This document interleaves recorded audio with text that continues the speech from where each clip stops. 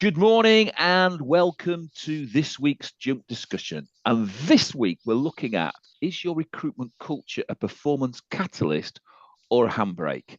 And we've got a massive amount to cover this week. It's going to be a really interesting sort of discussion this week. So I'm going to give a couple of stats, just a couple, just to sort of set things off. So according to Forbes, in an article this year, companies that prioritize company culture have seen a significant 33% increase in revenue, highlighting the direct impact of a positive culture can have on sales figures when recovering from a downturn.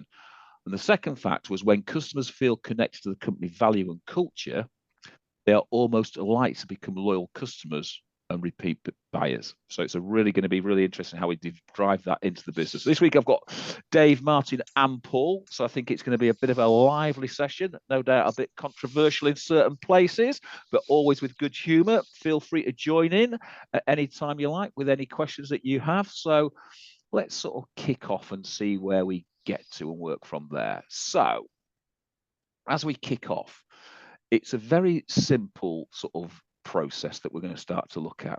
And looking at that, I've just lost all my questions. There you go. Very simple process. You looked a bit panicked. We could see it in your eyes. I was there. The whole screen had just gone blank. It was just like, there you go. just to show to everybody, I don't just make the questions up. I do actually write them. I'm amazed you can prepare questions, Howard. Yeah, and anyone would think we haven't done this before. But there you go. Anyway, so the first question is, what are the key cultural traits that separate high-performing recruitment teams from the rest? Who's going first? I'll go first then, Paul. So for me, and I mean this in the nicest possible way, as a leader, the trait that you would see in a high-performing team is that your team are a pain in the ass. And by that, I mean is they are coming to you with ideas, with suggestions, with innovation. They're coming to you saying, I've just won this piece of business. Can we deliver it? They're causing you a headache. They're giving you challenges. And when you have that as a leader, and your role then is almost to go, whoa, slow down, let's see where we can go, as opposed to deathly silent and no creativity coming from your business, I think that is a really good indication that you have a culture that is inspired by the vision, by the goals that your business stands for, and that they are engaged and feel part of that drive of your business. That's a great answer. Yeah, isn't it? Because engaged is such a good word when we talk about culture, and separating high performance teams from those that aren't. The people who are engaged, exactly as you say, Martin, and that bit of when you as a leader, you feel, oh no, he's coming to me. They're coming to me. She's coming over with another idea. She wants us to do this. That's great. And if you've got team leaders that do that as well, then they're going to inspire the teams, and you're going to have teams performing better because of the energy, because of the questioning. And the other bit I'd add to that is individual self-development. I've seen really high-performing people who are just conscious that they need to know more. They want to learn more. In today's world, it's so easy to do that. There's so much information available. So I would encourage those that are seeing people with energy, enthusiasm, but are also knowing how important it is to develop themselves, leads to high-performing teams. I think those are great answers. And you guys will understand this. When you walk into an office for the first time, as you open the door and walk in, you can tell, at least I'm sure I can, I know I can, I'm sure you feel the same way. I can feel whether it's a successful office or not. It's a hard thing to kind of express, but I just know, I can feel, use the word, Dave, the energy. There's a vibe, there's a feeling, there's a sense of purpose, fun. I mean, we haven't said that word, but I think in all of the successful businesses and the great places I've worked over the years, there was always laughter, always a lot of fun around, like high energy, a can-do spirit. And you can feel it. I can feel the opposite sometimes when I walk into offices and it feels like a library and no one's talking and it's deathly quiet and you think, is this a recruitment business? The really great businesses have that sense of purpose that's driven, and we're going to talk about this, driven directly from the leaders. There's a sense of vision. People know where they're going. They understand their purpose, the reason for getting up in the morning. They know the direction the company's going in. They're very clear on their direction and understanding what their business does for clients and candidates, etc. And there's a sense of enjoyment and how can I express this, of certainty that they're doing great work and then it leads to success, and the success is evident as well. So you get all of that, and plus the point that I think you've made very well, which is that the more senior people, even sometimes the junior people, are full of ideas. And why are they full of ideas? Because they care a lot. And that's the point I would make, that, if you've got people coming to you, and we've all experienced it, with lots of ideas, why do they do that? They care a lot. They want it. They want the business to be successful. They want to be more successful. And yes, it can be irritating sometimes, but it's a wonderful place to be with that level of innovation. I think I just wrote half of what you said there, Paul. Sense of purpose, common goal, all in the same boat. They're happy. And I think they've all got the mission at the heart of their service. And that sort of drives that mission into the candidates, into the clients, as well as the employees. So I think that view there of being, when you walk into an office, you can feel that vibe, you can feel that togetherness. I think, Martin, your comment there about people coming to people with, ideas. And I think sometimes what leaders see, they see it as a challenge. But I was always thinking, if you're going to challenge some of the things that we're doing, great, challenge it, but have an idea to change it. And that's the bit. Have an idea. Don't just challenge for challenge sake. Have an idea. And from those little things, we've seen little bits of changes, little bits of things that have moved forward, and they have had a massive sort of knock-on effect for the whole business. So I think that togetherness, that purpose, and that ability to challenge, that autonomy to say things to the leadership and have that taken on board, shows that the business cares about the business, but shows that leaders care about the people as well. So I think that's a very different thing. Yeah. But let's move that then. So what are the practical steps can a recruitment leader take to create a culture of accountability without micromanagement? Well, I was just thinking about this. Sometimes in businesses, accountability is seen as a negative word. You're going to hold me accountable for that. So I think business leaders can just they could change that mindset. If any of your people are thinking that accountability is not the positive thing that it should be, it's to just remind them that actually one of the joys of working here at X is that we're going to encourage you, we're going to support you, we're going to give you some data, and we're going to hold you accountable for the work that you do. And that accountability is a really positive thing, because in that way, you will see how you will grow as an individual, as a sales consultant, in your relationship with your customers. So I think that one thing, if it's true for your business or other businesses that you know, is make sure that the accountability is seen as a really positive thing. And it can be a differentiator as well when you're interviewing for new staff who have often left a business because they're left floundering and they don't know what they're doing, and they're coming, they're looking for a new challenge. Yeah, I mean, I think Martin made this point really well. I think if they're coming to you with great ideas and they want to innovate, and there's a sense of authenticity about what people want, and they've got the interest of the business at heart, then you've got to give them some space. Accountability is important, and the best employee value propositions that you see with the best businesses give people the opportunity to work autonomously.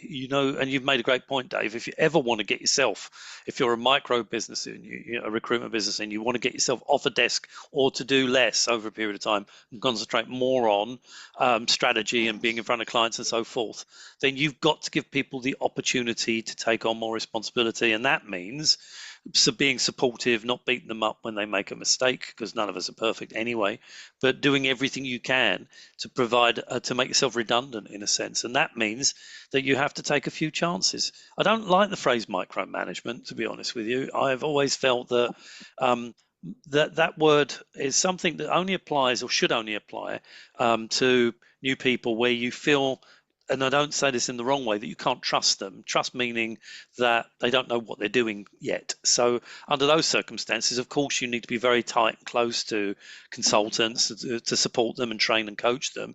If you want to call it micromanagement, fine. But I think that as you trust people more, then the level of supervision becomes less and less, and gets to a point when you know exactly what they're doing, and they know exactly what they're doing, and your level of authority and supervision becomes almost non-existent, and you can let them fly.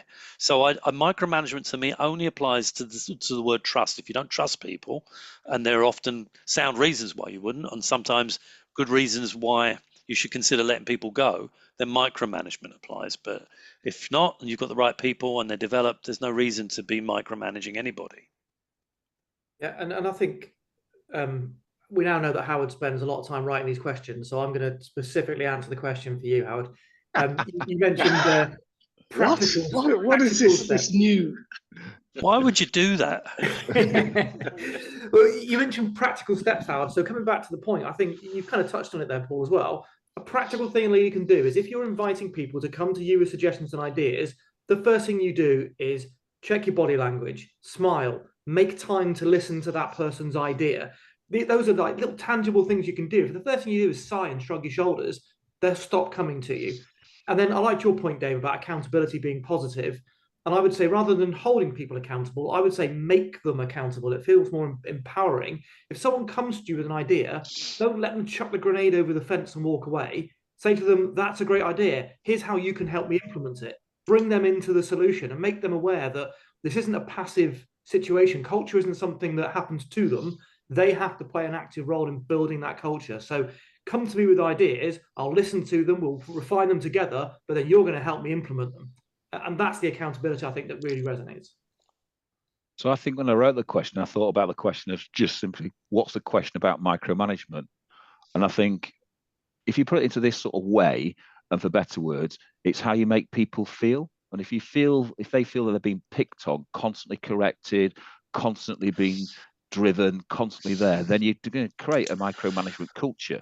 However, if you then start to think about the fine line between winning and losing, there's a fine line between micromanagement and really good management. And that fine line is what we've talked about there. And I think it's about how you make you feel. So I always talk about the terror of management, and being dyslexic, I spell terror T-E-R-A. The R stands for rank. And it's about how you make people feel. Do you make them feel more important than you, as important as you, or less important than you? And I think when you're getting micromanaged, you feel less important because you're being absolutely driven, but you've no reason why you're being driven. You don't understand that. And I think what you said there, Martin, about having that autonomy, which is the A in terror, where people have the autonomy to come and talk to you and speak about what's happening, that starts to create a really good business that's driven forward. So I think there's a very fine line between micromanagement and good management and good leadership. And that's the bit that we've got to remember. If you want people to grow, you've got to help them grow. And to help them grow, you have to manage them at some point. And then Paul's comment about trust when people first walk through the door, that goes back to that whole question about, do you trust them to start with, or do they have to earn your trust? And that, again, is a very debatable question to have. I always think you should trust them, and then it's them to lose that trust, where other people think, no, they have to gain my trust. And it's a great debate. So some good comment there. And glad to see someone actually finally answers a question rather than just a political thing. I ask a question, then completely answer something else. Where is France? Well, I believe we should go to America and talk about that. Okay, well, we'll answer the next question. All right, okay, then here we go then. Okay. So the next question then, can a strong culture compensate for a weak business strategy, or do they have to work hand in hand? Right, so the answer is no. What's the next question? No, actually, the answer is, of course not, because they do go hand in hand. I've often used the analogy of a business strategy like an ordnance survey map. Yeah, you can take an ordnance survey map to go to the Lake District and go around Ullswater or whatever you're doing, climbing Helvellyn. But if you don't take it out of the plastic folder, it's useless. And the two things, culture and business strategy, absolutely go together. In fact, I would say that your business strategy clearly should have, like Brighton Rock running through it, culture. The two things absolutely go hand in hand, because the high-performing teams, the really high-performing leaders, are working on their culture all the time, as part of that business strategy. And if you're trying to scale your business, if you're trying to introduce new services to your business, when you come to changing or adding to your business, it's the culture that holds it together. Because the people are believing you, to Paul's point earlier about trust, they trust in you, and they're willing to follow you and go in that direction. So yes, they go hand in hand. And absolutely, they go hand in hand. Look, I think you can achieve an awful lot with, an incredible amount with strong culture. But if you've got no understanding of the direction of the business, then no matter how hard people work and how much fun it is to work there, you're not going to be going very far. It doesn't really matter about the talent of the individuals. If you haven't, as the leader, got a strong handle on where you want to take the business and its purpose and the values and the behaviors of the organization and your vision for the future, and if that is something that isn't evident, then people can be working very hard. They can be the most talented people in the industry, but the business isn't really going to get very far. So it has to be the two things. The two things have to be conjoined. Yeah, I totally agree. I saw a speaker at an event recently, and I've forgotten his name, so I apologize. I'll try and remember it and put it in the chat. And he said that recruitment wasn't Donald Trump, was it? That's the fella, orange hair. I thought so. The gentleman said that recruitment businesses fail for one reason. It's that they come up against a problem that they can't solve. And he was being deliberately kind of simplistic with that. But his point was, surround yourself with problem solvers. So you'll have a strategy that is your roadmap, but on that way, you're going to have bumps and you're going to have hurdles to get over. You need to make sure that your culture focuses on the what and how as opposed to the why. So when you hit a problem, it doesn't grind to a halt, that your culture and your people can help you overcome those problems. That's a really interesting sort of way of looking at it. Because I look at whether you're a solo business, a micro business, when we start working with them, as Dave said, very few of them have a strategy.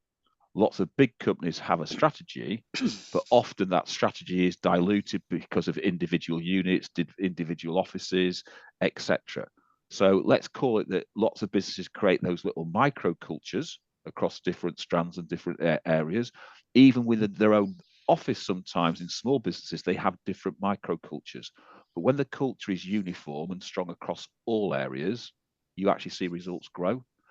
And it's the consistency of that culture that drives results. And as soon as you start to chip at that culture and chip from within, then that culture very quickly falters and fails. And I think that chip then becomes a crack, that crack becomes a cavern. And even in small businesses, even I've seen it in two people businesses, that culture is chipped at and that crack becomes a massive cavern that you can't get beyond. So I think it's about looking at that from all the way from a solo business right through to large businesses. It's having that uniform culture, and it's really hard to manage and it's really hard to deliver. But there are lots of companies out there that actually do that. So you've got to sort of look at that and think about it from a leader's point of view. How do you manage that culture? So how do you shift then a recruitment culture from that short-term transactional thinking that they have at the moment to long-term growth and success? So for me, I don't think this happens overnight. I don't think this is something you can wave a magic wand and all of a sudden you're a long-term vision business. I think you do need to have that long-term goal and that vision, and then you need to work every day on getting that into a reality. And it needs consistency from the leader, and it needs that kind of discipline that the business look to you as someone who is acting in a consistent, structured way that takes you towards that goal. And I'd also challenge the question as well. We're loving this today, Howard. We're using the questions and we're challenging the questions. I would also say, don't throw out short-term transactional thinking either. It isn't a bad thing to be thinking about how are we going to hit this week's targets? What are we doing today to hit this month, this quarter? If you just focus on the long term, you'll forget where you are today and things like cash flow will bite you. So it's getting that balance right and showing the business through clear communication and clear vision and targets that short-term actions build towards the long-term vision that the business has. Yeah, I think that's so important, Martin. It's so right. I mean, I find in my experience with dealing with businesses that actually most of them don't have a real long-term vision that they share with their staff. So they do focus on the short-term stuff, which they need to do, to your point, Martin, absolutely. But that's because there's an absence of a long-term vision. So one of the acid tests is if you go on site to see a company and you're meted by maybe the receptionist or one of the staff, it doesn't matter who it is, and you say, oh, what's the long-term vision of your company? Now, you may think that's a silly thing to ask somebody that you've never met before, but it can be a really good thing. Because if they know it and they feel it and they live it, then you're entering into what you said earlier, Paul, about a really lively sales floor, people engaged, people are enjoying what they're doing. But it's about talking to your staff about what is your long-term vision and does it make sense for them? So having a long-term vision to be 3 times bigger, that's not as exciting as having a long-term vision that maybe to change the shape of recruitment in our sector. So you've got to have that long-term vision. You've got to be able to articulate it. It's got to mean something to your staff. And in addition to that, you're focusing on the short-term things to get there. But don't let one go without the other. I think you're absolutely right. I feel businesses that succeed plan backwards. So basically, you know where, to your point, Dave, you know where you want to be as a business owner, a leader. You have a vision for what the business is going to achieve over a period of time, 2, 3 years, 5 years, and you're clear about that. You know how you're going to do it, and your short-term thinking is essentially understanding what you need to do. And I think Martin was making this point last week about inputs and outputs and so forth. Your short-term thinking reflects what you're trying to achieve long term, if that makes any sense. So for example, if you've set a plan for this year and you know what your financial goal is, then you're working backwards to plan your daily activities around the achievement of that long term or medium term plan. So it's an all-encompassing plan around marketing. It's even obviously down to the basic KPIs of getting CVs, certain number of CVs out, or meetings arranged, and so on. I mean, we haven't got the time to list all these things, but the bottom line is you're not cracking the whip and telling people to hit the phones or send out CVs for the sake of it. There is a plan. You know why you're doing it, and you've worked out the mathematics behind it. So long-term thinking, long-term planning is essential to achieve your short-term planning and thinking. You can't do it the other way around. And I'm afraid most recruitment businesses do exactly that. They live for the day, they live for the week. They're always naturally and understandably worried about Monday's figures, Monday's temp numbers, contract numbers, perm placements. But the reality is that your daily activities, your inputs should be reflective of your longer term thinking and directly linked to that thinking, or literally mathematically. So I'm going to add to all of that. So I think culture, to change from transactional thinking to big thinking, and then change from transactional recruitment to paid recruitment. Change only happens. The change only happens when the client feels the benefit of that culture. The true test of your culture is how the outside world perceives your culture. And a weak culture will never be able to move away from transactional recruitment because their clients will never buy them, buy their services. So you've got to start to think that clients to buy your services, they've got to buy your culture and they've got to feel your culture. So clients have got to move away from being an agency. And if you've ever been sort of working them for a while, you can sort of see what happens. So candidates, what's in it for them? Clients, what's in it for them? And you can bang about your services all day long. But if they don't feel that alignment to your business, then they will never buy your services. They will only buy the cheapest product that they can get from you. And that at the moment is people. Okay. But they'll never buy all the rest of the service to get there. So they've got to feel part of your mission. They've got to feel part of your culture. And once that happens, and it takes time for that to happen, then it starts working. I'll give you a prime example. I'm working with 2 clients at the moment. One's a solo business, one's a reasonably sized business. The solo business has gone in and sold to a massive multinational a retained service. Why? The MD of the area that she sold it to came back and said, I really like what you are trying to do. I really liked your vision, your culture. What you have sold to me is what I'm buying. I'm buying you, your culture. And the other company, they've gone in and sold a huge service to a large multi, well, how to describe it, large multinational business that has lots of different sectors. And again, what they've done, they've gone into a small sector within that business, and they really like what the company is trying to do. And that company is trying to go more green. The company is trying to go more this, etc., which aligns with the company culture and the company strategy that they're working for. So that alignment becomes really important. So I think we've touched on loads of different things there that help, which leads nicely into this question. What role does leadership play in shaping a sustained and high-performing culture? It's everything is essentially the answer.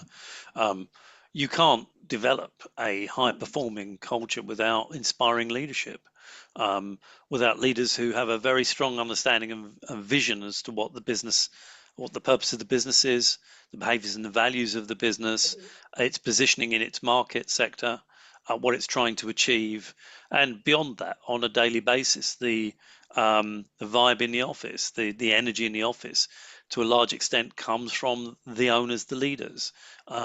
If they are inspiring and they lead by example, and they like a mantra talk daily about the visions for the business and the opportunities for the people in it, because there's always the what's in it for me attitude from anybody, and it's understandable.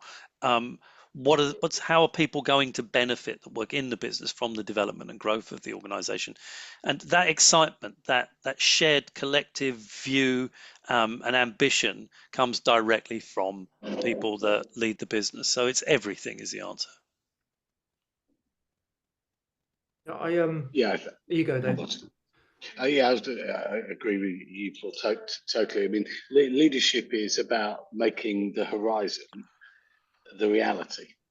It's about letting your people know this is where we're going, this is how we're going to get there, and this is your part in it. And if you can get that bit right, if you could get style plus wisdom, and you can get that right as a leader, you're going to generate a higher performance culture. And I think it's important in that question, how to also define what high performance looks like for your organization. Because high performance isn't everybody doing the same, because different consultants have different potential, and a leader understands the potential of each consultant. So you may have someone who is working, I don't know, in the tech space that can deliver 250, 300 Ks worth of billings, and someone who can do 120, 130, but they're both working to their potential. And as a leader, you understand that.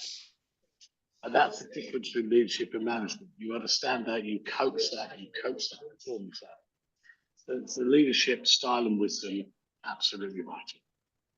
I think it's also important to recognise that the role of the leader changes. When you start a business off, you're a lot more involved in the doing, and actually you're probably the top biller in your business as you begin to hire staff to come in.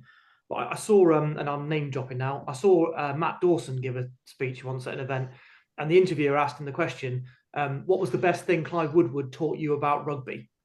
And Matt Dawson just laughed and said, Clive Woodward has never taught me anything about rugby. He said, Clive Woodward was the architect of an environment that allowed me to be the best rugby player I could be. And that always resonated with me. And then, again, name dropping the podcast we're about to send out, Howard, I've had the privilege of seeing the interview you did the other day, where the leader you interviewed said exactly the same thing. She said her role as a leader was to make the life of her consultants easier. And it really changed that perspective of, my job is to remove your barriers out the way. And I think once you've made it really clear in your business what the non-negotiables are and the standards of your business, after that, the role of the leader changes to enable the consultants to be the best consultants they can be. There are other podcasts available, but the only podcast to watch is to Recruitment Leaders Unlocked. Watch Dave Pye, Paul Jacobs, and Martin's views of those as they've come out, and they'll be coming out as of March. So look forward to those. So I think Dave, you hit a real interesting comment there. Okay. I think high performance is the collective. And we always think about high performance as individuals. And I think that's the problem with culture in some of the business. We think of high performance as visions, where it's actually the collective. And I think your culture then is a direct reflection of your leadership. And the difficulty is compounded by the fact that culture is deeply intertwined in the personalities, the behaviors of the senior leaders. And that's the problem. So these traits may seem minor to employees, but they're magnified at the executive level. So influencing the entire organization, as I said earlier, most organizations have this, don't have a single culture. They have a sort of micro cultures across the teams and departments. So what you're doing is you're adding an extra layer of complexity into actually growing a culture. So look at some of the bigger businesses in the world. Look at people like Apple and look at, say, although I hate to say it, McDonald's. Okay. They have a really hard line on their culture, and their culture is really strong. They don't allow micro cultures, they don't allow those to kick in. Their management are trained to develop and lead the culture that they want. And they're the most influential people in the business. They're junior managers above, and they train them to embed a single corporate culture. And you look at those two companies, and the results speak for themselves. Whether you like them or not, their culture has put them to where they want to be. And that's the sort of thing. So you think of that direct reflection of the top of leadership. And I do believe that McDonald's sacked quite a few of their top leaders, didn't they? Because they had done something untoward outside their culture. There was no airs and grace about it. They just went. And I think that's the bit that you start to think, if you start to create microcultures, you've got a massive problem. But if you start to think about how deeply entwined the culture is based from the leadership downwards, then that's what takes your culture. So your leaderships are the person who are on show all the time. So let's flip that then to how do you embed a winning culture in remote and hybrid businesses, which we're seeing at the moment everywhere?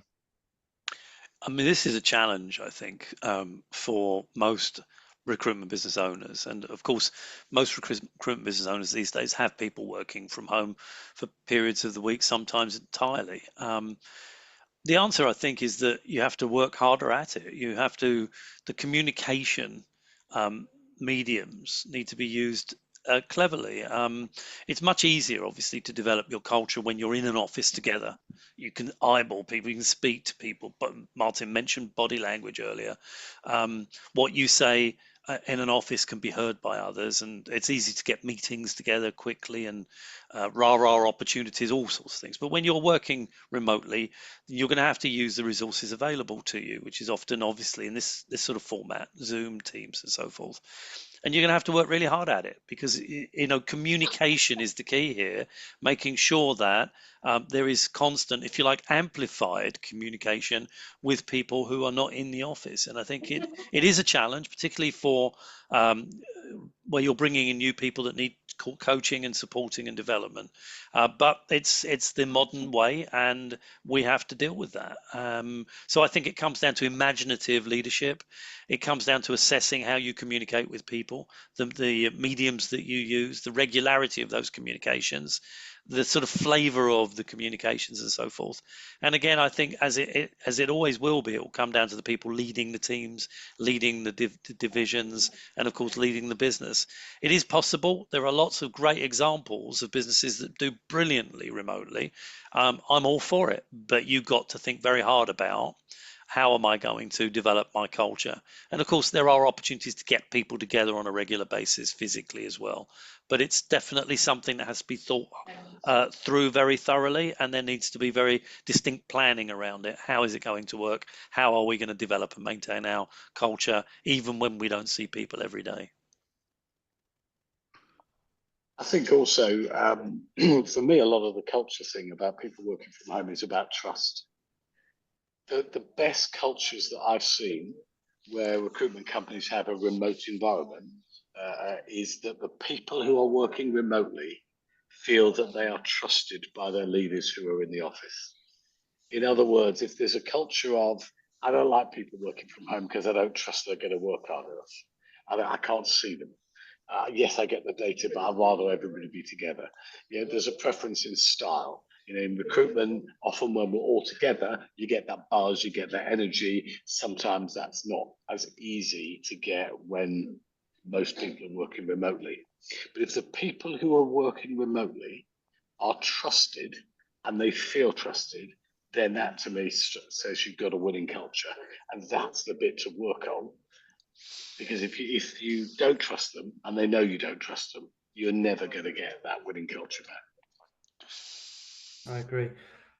I think you touched on a really good point as well, Paul. It's tempting to think that a remote or hybrid culture means there's less communication in the business. And whilst that can be the case, and I think it's important that you do maintain regular communication at all points of the day, I think the bigger risk is the medium in which you communicate. If you're in an office, you bump into someone at the coffee machine, you have a casual conversation about the weekend. If you invite them into your office, it's going to be a more serious meeting looking at figures and performance, etc. Whereas if you get someone on a Teams call remotely, the temptation is to download everything at once, and it confuses the hell out of people. So you ask them how their weekend was. The next thing you know, you're sharing your screen about performance data, and then after that, you're saying how you're feeling. And I think it can be really difficult. And one thing I learned from making mistakes, I'll be honest, during lockdown, communicating with my staff was I would only ever use my mobile phone when I wanted to understand how they were feeling. So they knew I wasn't interested in what they looked like. They knew I wasn't going to share a screen with them. It was just about them. If I did a Teams meeting with them, it was more professional and I was going to be sharing screens and doing things like that. And they should probably prepare for that type of meeting. And then we introduced WhatsApp groups just for fun, to share pain, to have, and it was a safe space. You could say what you wanted on those types of things, but we kept those mediums very different so that people weren't shocked or confused or surprised by what happened. So a tip to leaders is don't just think about the regularity of communication, think about the medium that you're actually doing it in as well. So I think we often think about the complexity of that conversation, don't we? Is it WhatsApp? Is it LinkedIn? Is it Teams? Is it Zoom? Is it face to face? Is it over the phone, etc.? If you go back over time, look at people like Avon. Avon have been going over 100 years and have never had an office culture. They've always had a work from home culture. So how? I'm working with a sort of small number of agencies at the moment who are completely remote, separate all over the country. In fact, some have got people all over the world. And the first thing that we built was we built a really good recruitment strategy. And it was about team first, not skill. And therefore, their behaviors and values had to add to the team before we thought about, are they going to be a great recruiter or a good recruiter, etc. So we should be thinking about what's great about my culture, and is this person going to add to my culture, rather than is this person going to add to my sales line. And I think that's the bit where we start to think about, we go back to terror of management, it's about how you make people feel in the business. Do you make them feel as important, more important, or less important? And I think that's all part of communication. And that communication has to be really concise. And what you're saying there, Martin, breaking it into different sections of how you're going to communicate so they know what to expect every time there's a communication happening, that makes it a very different place to be. And I think we've got to start to think as leaders, we've got to really think about getting the right people into our culture. And then it doesn't matter where they're based globally, because they're still part of that culture. You make a great point, Hal. Just a quickie. I don't actually. We talk about remote working as something that's new. You just jogged my thinking that, I personally ran a business that had 120 offices, and so in a sense, every one of those offices was remote to me, and we worked very, very hard at supporting those people. And going back to Martin's point, that our job, I say to my regional directors, was to support our people. We worked for them. They didn't work for us. That was kind of the concept, very, very much how we adopted it. And I spent a huge amount of time every week, as did my people, working on our communication. How do we communicate with people? How do we keep the culture going, even when we only physically see, in my case, some of those offices 2 or 3 times a year? So, I mean, it was a constant conversation. I spent an inordinate amount of time thinking around how we communicate, keep the messages going. And I think it was very much a very strong feature of how we developed the business. And we had a brilliant culture, I might add, a top 10 Sunday Times best companies to work for awards culture. So it is possible, but you do have to work very hard at it.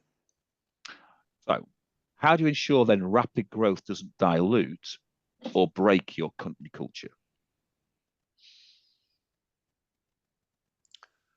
Well, I think that's about continually checking in on the things that make a difference. So if you are growing your business rapidly, there are things that you are doing very well. from a business performance point of view, from a data point of view, from a customer satisfaction point of view. So make sure you're on top of those, but make sure that you are continuing to check in on your people, that actually there's not an excessive overworking, that people are getting tired, that their mental health is suffering, that all of the things that are positive about growing fast, the things that underline that could be a problem, make sure you're checking in, that as a leader that you're using that wisdom that I said earlier to check in with your people. How are you doing? What's this like for you? Is it too hard? Do you need some more support? It's about asking lots and lots of questions, and also reminding them, this is great, this period of rapid growth we're going through, but this is the end goal. This is what we're aiming to do, and don't lose sight of that as you perform really, really well.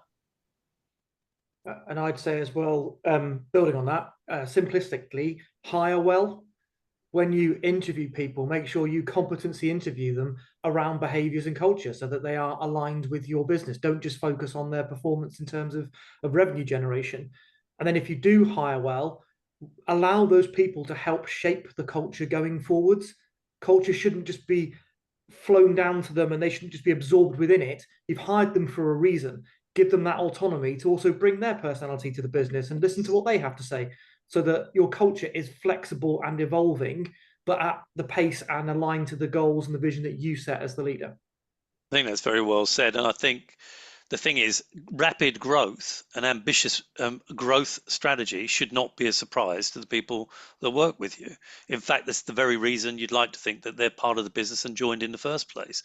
So, creating that ambitious environment where people can actually see their future, where they see very clearly where their careers are going and their opportunities to develop as an individual, as a professional, take on more responsibility, earn more money, and so forth. That's part of the culture. And as to your point, Martin, if you've got people that have been recruited correctly and feel very much bought into the development and the constant change in the organization, then you've got the right people. And if people feel a bit battered and bruised by that, by the sort of vitality of the organization, and for whatever reason they are not right for the company. So that's a great point. Working in a rapid growth business should be something that people are highly stimulated by and feel very excited about, because of the opportunities that are going to be presented to them.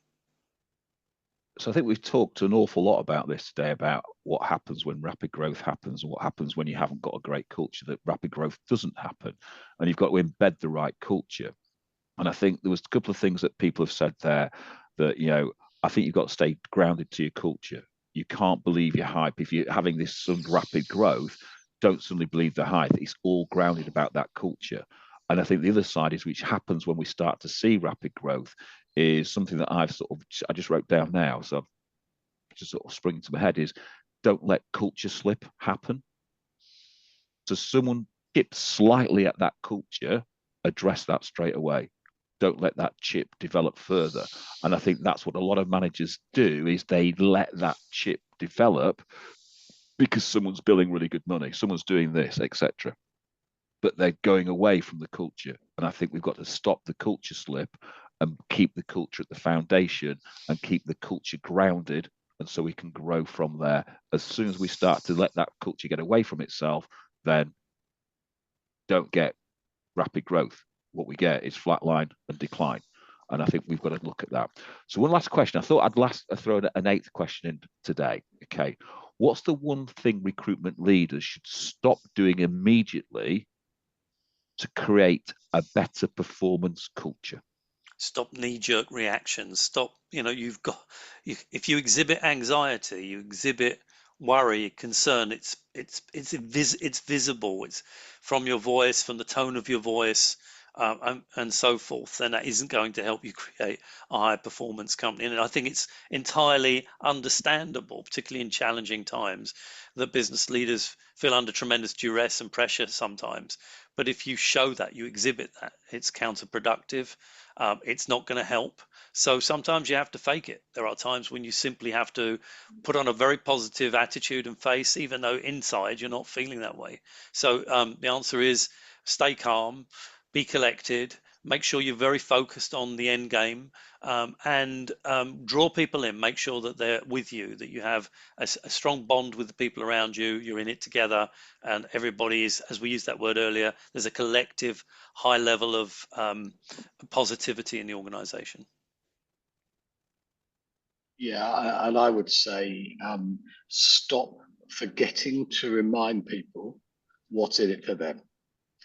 So have that personal relationship with your staff that you can say to them, look, this is what's in it for you. This is the purpose of this business. This is where we're going.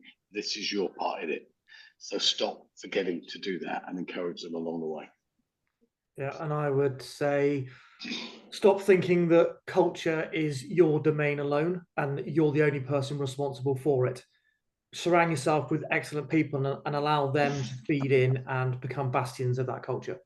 Did you say bastions? You did. Bastions, yes. Yes, Paul, I just wasn't sure. This is being recorded, It's your cold there, Paul, I think. So I think it's stop expecting culture to happen. Just because you brought a marketing company in or someone to define your values and write a mission statement, culture is about you as a leader and what you do when you're in the room, but also more importantly, what you do outside the room. And I've seen lots of leaders in the room being really, really good, and then outside the room in the private life do something completely different, and the staff know that that's happening. So I think you've got to stop expecting the culture to happen. You as a leader have got to drive that culture and make it happen. And that's all down to you as the leader, because recruitment trickles downwards, it doesn't trickle up.